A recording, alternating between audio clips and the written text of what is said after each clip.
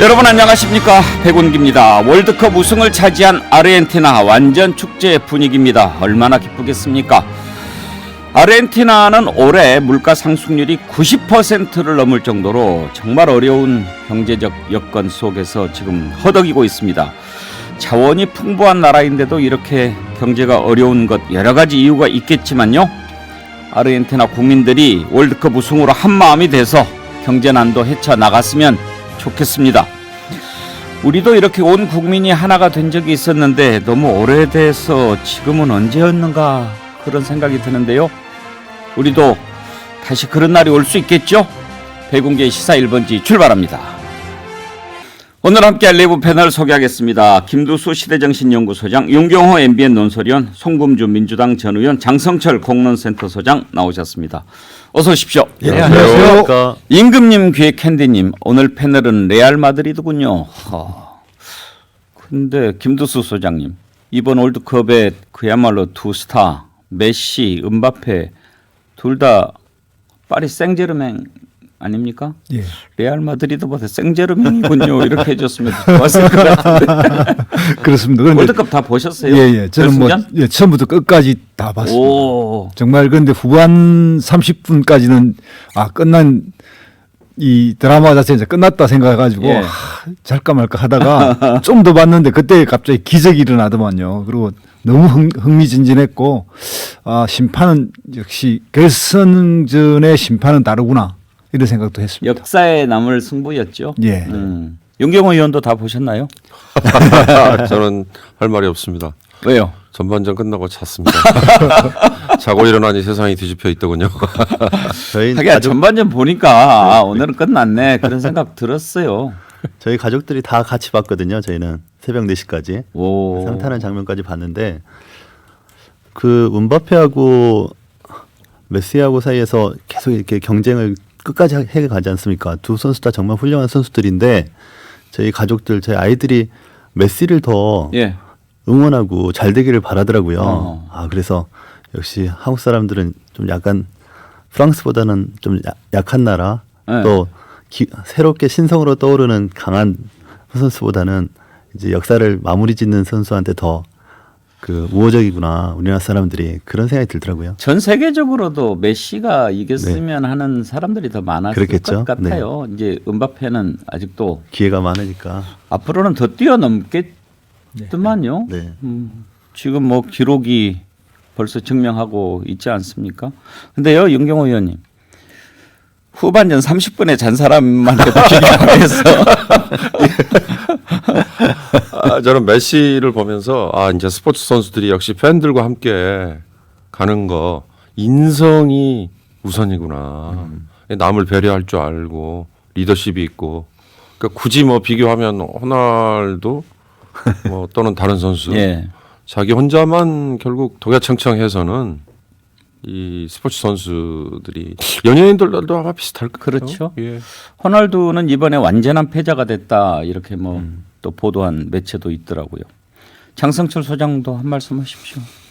역시 경쟁은 반전이 있어야 재밌구나라는 좀 생각이 들었습니다. 뭐 의미가 있는 말씀 같습니다. 국민의힘은 저렇게 100% 당원 힘으로 바뀌는 모습을 보고 참 집권 여당이 앞으로 국민의 마음을 얻기가 쉽지 않겠다. 국민의힘 대표 선출이 끝났나요?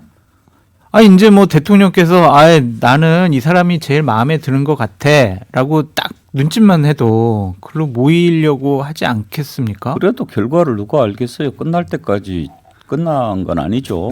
그렇게 되길 바랍니다. 오늘 그 얘기부터 해보려고 합니다. 여러분들의 많은 참여 기다립니다. 유튜브 실시간 댓글 그리고 문자 메시지 샵 2315로 의견 보내주시면 저희가 소개를 해드리고, 어제 선물 많이 못 드렸는데요. 오늘은 좀 더 드리도록 하겠습니다.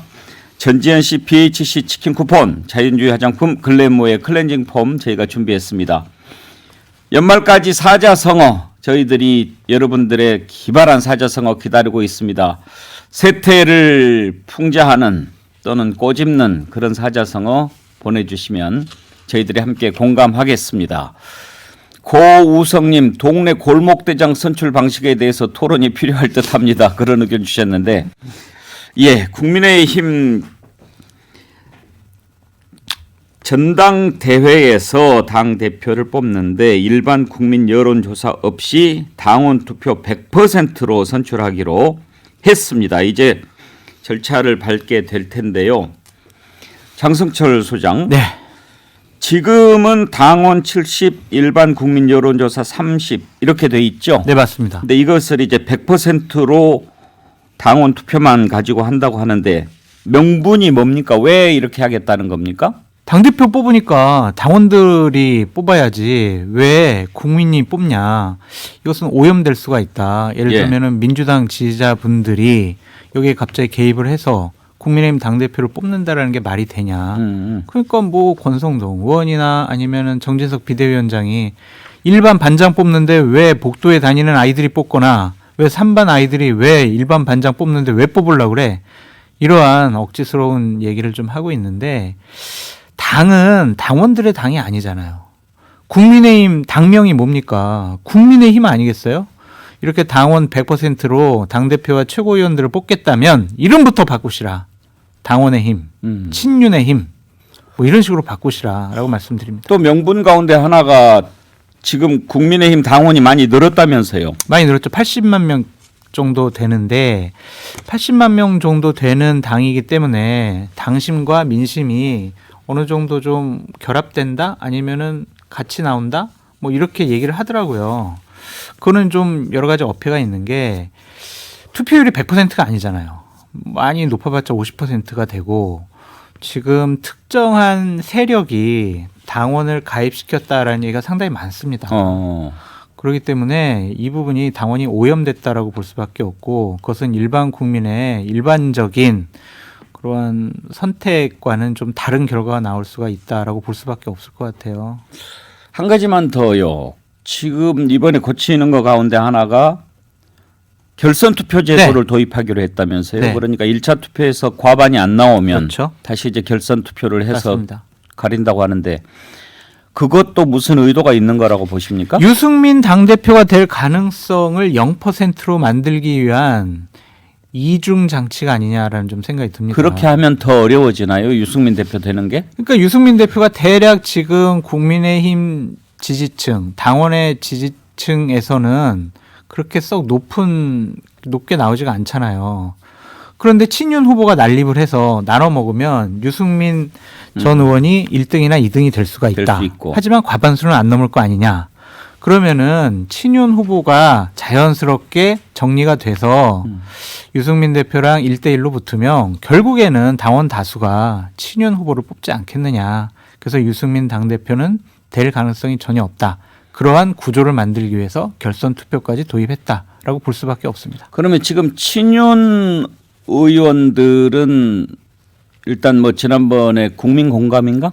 네. 그 모임에 들어간 걸 보면 과반이 넘죠. 65명. 65명이면은 절반 넘는 거 아니에요? 그렇죠. 115명 중에 65명이니까. 그 사람들이 다 한다면은 일단 뭐 근데 당원 숫자하고 또 국회의원 숫자가 꼭 같지는 않겠지만 그렇죠. 지금 비율로 보면은 영남이 50%가 넘습니다. 그렇기 때문에 그쪽 지역이 특히 윤석열 대통령을 강하게 지지하는 초재선 의원들이 몰려 있어요. 그렇다면은 친윤 후보가 유리할 수밖에 없다라는 좀 생각이 듭니다. 예. 자 그러면 한번 분석을 해보죠. 김두수 소장. 일단 정부 여당 이렇게 이야기를 하지 않습니까? 아무래도 윤석열 대통령 입장에서는 당 대표가 자기하고 뜻을 달리하는 사람이 되는 것은 피하고 싶겠죠. 예, 그렇습니다. 그런 점에서 이런저런 궁리가 나왔을 것 같은데 예. 그래도 이제 집권 여당이면은 국민의 뜻을 항상 듣고 거기에 따라서 정책을 펴야 될 거 아닙니까? 예. 그런데 국민 여론조사를 빼버리면 당심 민심이 분리되는 그런 지적도 나올 수 있는데 예. 제일 먼저는 이제 당심 민심 분리가 하나 있고요.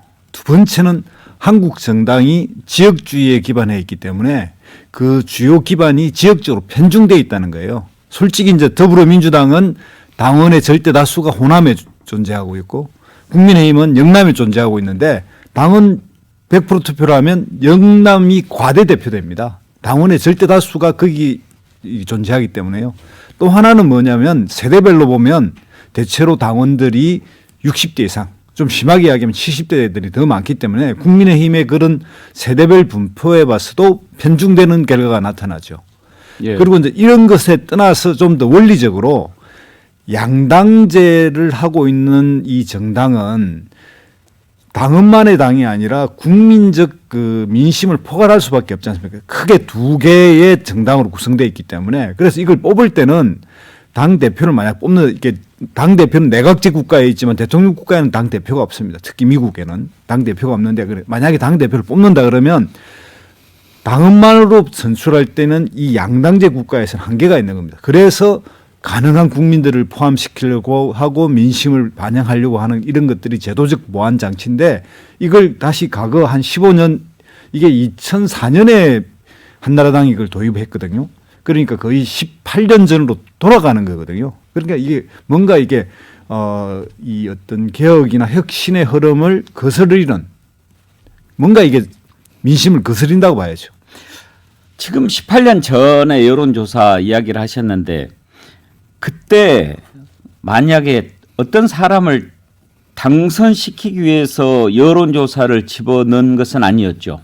예, 맞습니다. 그때는 이제 한나라당에서 박근혜 비대위원장이 되면서 한나라당 당원이 완전히 바뀌게 되는 게 2004년입니다. 예. 그래서 3대 2대 2대 3 그래서 50대 50으로 만든 거죠. 당원 대의원 이런 거 해서. 그러니까 윤경호 의원 무슨 말씀이냐 하면 당헌이라고 하는 것은 그 당의 헌법 아닙니까? 그러면 우리 당의 대표를 뽑는데 여러 가지를 이렇게 쭉 봤을 때 그래도 국민 여론 같은 것을 충분히 좀 들어서 뽑는 것이 낫겠다라고 하는 게 보편적인 정서니까 그렇게 해서 이렇게 고쳐가는 것은 옳은 방향이라고 하겠지만 뭔가를 딱 이렇게 염두에 두고 그것을 만들기 위해서 고친다면 그것은 좀 폐허하다고 볼 수 없지 않습니까? 또 그게 반드시 성공한다는 보장이 있을지 저는 그것도 의문이에요.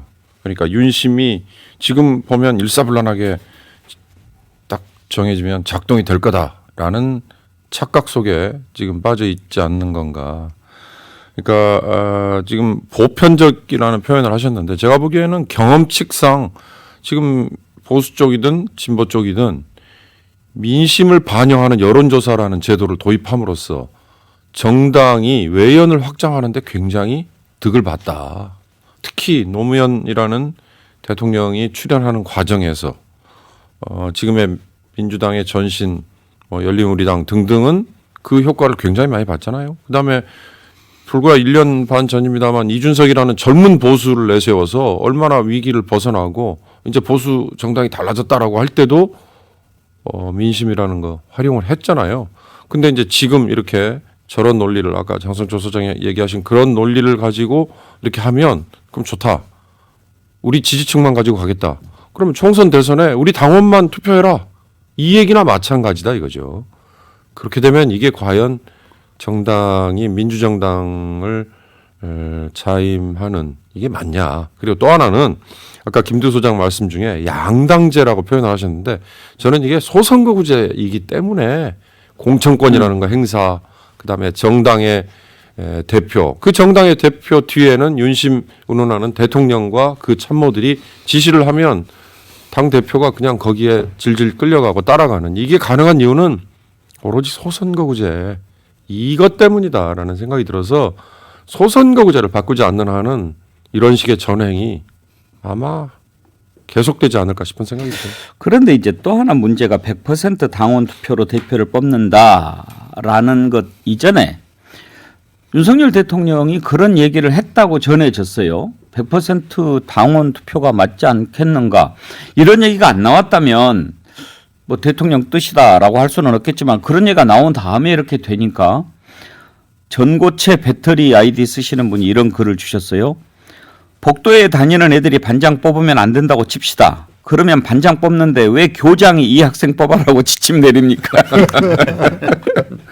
적절합니다. 맞는 말씀이네요. 그렇죠, 송범주 의원? 네, 그렇습니다. 근데 그러니까 보수 정당이 사실 그 거의 이제 그 박근혜 전 대통령 탄핵 이후에 굉장히 위축돼 있었지 않습니까? 그리고 그거를 극복하는 과정에서 저는 이제 그 진보 정당에서도 좀 배워야 된다고 생각하는 부분이 그 순혈주의를 좀 벗어나서 외부에서 데려오는 것, 뭐 이준석이나 윤석열 대통령도 마찬가지 아니겠습니까? 이렇게 외부에서 이렇게 새롭게 들여오는 거에 적극적이었고 개방적이었다, 이게 굉장히 장점으로 파악할 수 있는 부분인데, 본인은 정작 대통령이 되신 다음에 자꾸 더 폐쇄적으로 조직을 운영하고 당도 그렇게 되기를 바라는 것 같아요. 그 또 한 가지는 왜 이렇게 자신이 없을까? 그러니까 완전히 가능성을 제로로 만들어야만 안심을 하는 그런 모습이어서, 사실 국민의힘이라는 정당은 국고에 의해서 보조금을 엄청 받는 정당이지 않습니까? 공당인데 왜 자꾸 80만이 뽑는 당대표가 돼야 되는 건지 그 논리가 잘 안 맞는 거죠. 그러니까 3천만한테서 세금 중에 일부를 받는 정당인데 그 정당이 지원을 받아서는 자기 당원들만의 축제로 당원들만의 대표를 만든다. 이건 좀 어폐가 있지 않나 이런 생각이 듭니다. 자, 과연 이제 친윤계가 기대하는 대로 친윤계 대표가 이렇게 당원을 고치면 탄생할 수 있을지도 궁금하고, 그렇게 만들었을 때 과연 총선에서 국민들이 얼마나 지지를 해줄 수 있을지도 궁금한데, 일단은 100% 당원 투표로 대표 선출하는 것에 대해서 비윤계는 상당히 반발하고 있습니다. 당장 안철수 의원이 속된 표현으로 당 대표 뽑는 게 골목대장이나 친목회장 선거는 아니지 않느냐, 이게 총선 승리에 도움이 되지 않을 것 같아서 그 우려 때문에 제가 말씀을 드리는 거다, 이렇게 얘기를 했습니다. 이 말을 놓고도 김기현 의원 지금 당대표 출마 준비하고 있죠. 책임 당원 80만 명 공당 대표를 골목대장이라고 폄하하느냐, 이렇게 비판을 했는데요. 글쎄요, 뭐 그 말이 그 말인지는 모르겠습니다만 골목대장이냐 친목회장 선거냐, 이런 비판, 장성철 소장 보시기에 100% 당원 투표를 하려고 하는 게 누구를 안 되게 하려고 하는 것 같습니까? 누구를 되게 하려고 하는 것 같습니까? 둘 다 포함되어 있습니다. 그러니까 유승민 당대표 만들지 않겠다라는 의지의 표현이라고 보여지고요. 또 하나는 대통령이 내가 생각하는, 내가 믿을 수 있는 그러한 친윤 후보를 당대표로 만들어야 되겠다라는 구조를 만들기 위해서 이렇게 당원 룰이 개정되었다라고 볼 수밖에 없는데, 부적절하다고밖에 볼 수밖에 없습니다. 정당은요, 항상 국민 속으로 들어가야 합니다. 민심 속으로 들어가야 하죠. 그래야 선거를 이길 수가 있습니다. 지금 국민의힘이 보이는 모습은 결코 선거에 유리한 모습, 긍정적인 모습이라고 볼 수가 없기 때문에 저는 이분들이 정치적인 자살 행위를 하고 있는 것이 아니냐라고까지 좀 표현하고 싶습니다. 정치적 자살행위. 네. 어제 저녁보다 표현이 더 세신데요. 어제 저녁에 제가 출연한 거 봤는데 국민의힘이 망조가 들었다, 이런 표현을 하셨는데, 그런 생각 갖고 있는 국민의힘 사람들이 좀 있습니까? 드러내놓고 얘기하는 분들은 소수예요. 그러니까 옛날 이준석 대표를 좀 옹호하고 유승민 대표를 지지했던 분들, 뭐 김웅 의원, 허은하 의원, 뭐 안철수, 뭐 이런 분들밖에 없는데, 이게 아니다라고는 다수가 생각을 할 것 같아요. 하지만 내가 드러내놓고 이거 아니에요, 이렇게 가면 안 돼요라고 얘기를 하면 대통령 뜻에 거스르는 게 되고, 대통령 뜻에 거스르게 되면 내후년에 있을 총선에서 공천을 받기가 어려워지는 거 아니야? 불이익 받는 거 아니야? 이런 생각 때문에 좀 의원들이 비겁한 모습을 보이고 있는 것이 아니냐라는 생각이 드는데, 일단은 국민의힘은 대부분 공천만 받으면 당선되는 지역구를 갖고 있는 분들이잖아요. 그러면 변수는 당협위원장이 될 수 있다고 보여집니다. 수도권의 대부분의 당협위원장들은 정말 위기감을 많이 느낄 수밖에 없을 것 같아요. 그래서 과연 아까 우리 윤경호 의원님 말씀하신 것처럼 윤석열 대통령과 윤핵관들이 생각하는 대로 결과가 나올 것이냐, 그 부분도 좀 지켜봐야 될 것 같습니다. 정치 10단 우리 시사 1번 제청자님들 날카로운 글들 많이 보내주십니다. 이호필님, 그러면 국민의힘도 이제 민영화해야죠? 안주사님, 국민의힘은 정당 보조금 받지 말고 당비로만 운영을 해야 되는 거 아닙니까? 그런 글 주셨어요. 제네시스님, 혹시 지금 국민의힘 당원 가입하면 투표권 있나요? 이렇게 물어보셨는데, 장성철 소장 어때요? 가능성이 없을 가능성이 높아요. 왜냐하면 석 달 가입해야 되죠. 예를 들면 3월 당비 내야 12일이 되죠. 지금 비대위가 끝나는 날이거든요. 그럼 3월 10일에 전당대회를 연다 그러면 12월 12일에 당원을 가입을 해서 3개월 동안 당비를 내야 책임당원 권한이 부여가 됩니다.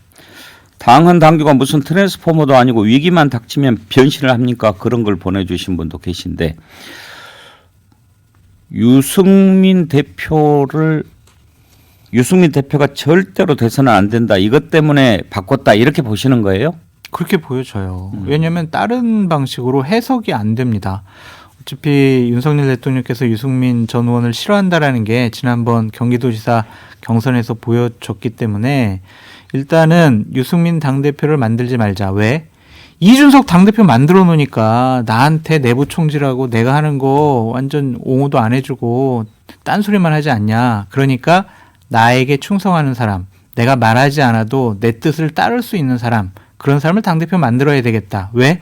공천권을 내가 행사해야 하니까, 내가 생각하는 사람 공천 많이 줘야 하니까, 그러한 공천권에 대한 집착이 이와 같은 일이 벌어지는 중요한 계기가 되지 않았느냐라는 생각이 듭니다. 근데 김두 소장, 친윤계 입장도 이해가 가지 않습니까? 만약에 유승민 대표가 된다고 칩시다.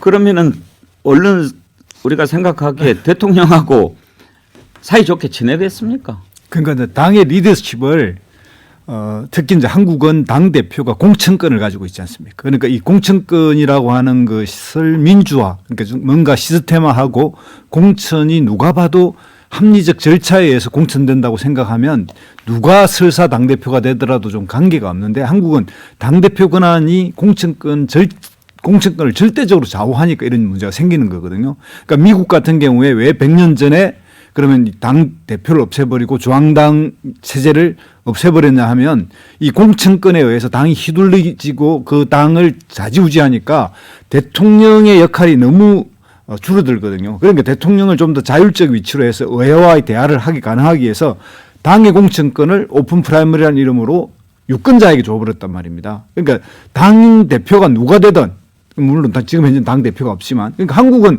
당 대표가 누가 되느냐에 따라서 그 공천이 많이 달라지니까 대통령 입장에서는 당 대표를 자기 사람으로 심을 수밖에 없는 그러니까 정당의 민주화가 약화되어 있고 그것에 대해서 시스템을 만들 생각이 없기 때문에 이런 일이 벌어지는 겁니다.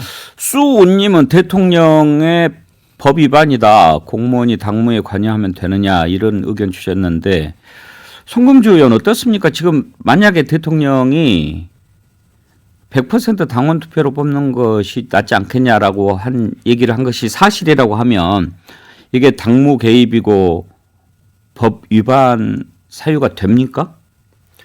좀 더 분석을 해봐야 됩니다. 그러니까 과거에 이제 노무현 대통령께서 선거와 관련된 발언이 문제돼 가지고 헌법재판소까지 가지 않았습니까? 근데 그러니까 정치적 중립성의 위반으로 볼 수 있느냐의 문제인데 당무에 대해서 구체적인 지시를 내리는 관계가 계속됐다고 하면 그거는 정치적 중립성 위반이 되는데 어떤 하나의 이슈에 대해서 자기 의견을 개진한 정도 가지고 그러니까 국민의힘을 지지한다 이렇게 얘기하는 거는 정치적 중립성 위반이 되는 거죠. 근데 어떤 당대표를 뽑는데 자기 의견을 개진한 정도였다고 하면 위반이 되지 않을 수 있습니다. 근데 지금 현재 구조에서 본다고 하면 하나의 명령체계다 사실상. 그러니까 당과 정이 대통령의 의사 권한에 따라서 그 실행되는 구조라고 하면 그 부분은 우리가 공무원의 중립성, 정치적 중립성, 대통령의 정치적 중립성을 요구하는 법 체계하고 안 맞을 수 있죠. 예. 친윤계 이렇게 얘기하면서 대통령이 좀 좋아하는 사람이 대표가 되는 게 좋겠다. 그런 얘기가 나오면서 권영세 통일부 장관, 원희룡 국토교통부 장관 이름도 나옵니다. 윤경호 의원 보시기에 혹시 지금 뭐 개각 얘기도 나오는데 이분들 당 대표 출마 가능성도 있을 것 같습니까? 글쎄요. 이분들은 이미 당원이니까 지난번에 한동훈 얘기 나올 때처럼 뭐 3개월, 6개월 자격 이거 의미 없죠. 근데 또 황교안 전 대표 때 그런 규정 그냥 건너뛰게 해줬다면서요. 그 당원 마음대로 바꿀 수 있으면 지금 3개월 권리당원 이 규정도 그냥 바꿀 수 있죠. 지금 가입한 사람은 당원으로 인정해주겠다. 그럼 완전 코미디 되는 거죠. 유승민이 당선되면 이준석처럼 또 누군가 시켜서 고발하게 하고 그러면 또 피의자 신분 만들어가지고 중간에 끌어내리면 되지 않아? 이런 냉소적인 얘기들이 이런 고무줄 같은 자의적인 당헌 개정 이후에 나오고 있다는 걸 국민의힘이 예. 알아야 돼요. 장성철 소장은 어떻게 전망하세요? 권영세, 원희룡. 일단은 지금 당대표 후보군을 보면은 서류 면접에 통과한 사람, 서류 면접에서 탈락한 사람, 그리고 면접을 본 사람, 그리고 낙하산 후보 이렇게 좀 나눠볼 수가 있는데 서류 면접에 탈락한 사람은 일단 유승민 전 의원이다라고 볼 수밖에 없고 면접을 본 분은 누구죠? 김기현. 김기현, 그다음에 권성동 이 두 분은 대통령 관저에서 만찬을 하면서 면접에 통과했다. 서류 전형만 통과한 분은 안철수, 나경원, 뭐 윤상현 이런 분들로 보여지는데 결론적으로 말씀드리면 현재 대통령이 마음에 들어하는 사람이 없는 것 같아요. 내가 확실히 좀 믿을 만한 사람이 없다. 그래서 자꾸 얘기가 나오는 게 낙하산 후보들. 1월 설 전에 개각을 통해서 원희룡, 권영세 이 두 장관이 만약에 장관직을 그만두게 된다면 당대표 선거에 출마하는 낙하산 후보가 될 수 있다. 그러면 윤심은 그 낙하산 후보에게 있다라고 우리가 분석해 볼 수 있을 것 같습니다. 그러면 유승민, 안철수, 윤상현 보니까 다 성에 이응자가 들어가는데 당헌을 성에 이응자가 들어가면 출마할 수 없다 이렇게 바꾸면 안 돼요? 그렇게까지 그런 아이디어를 못 내면 국민의힘이 막장 드라마를 쓸까라는 좀 생각이 아주 쉬운 방법을 놔두고. 네. 15 듣고 2부 이어가겠습니다.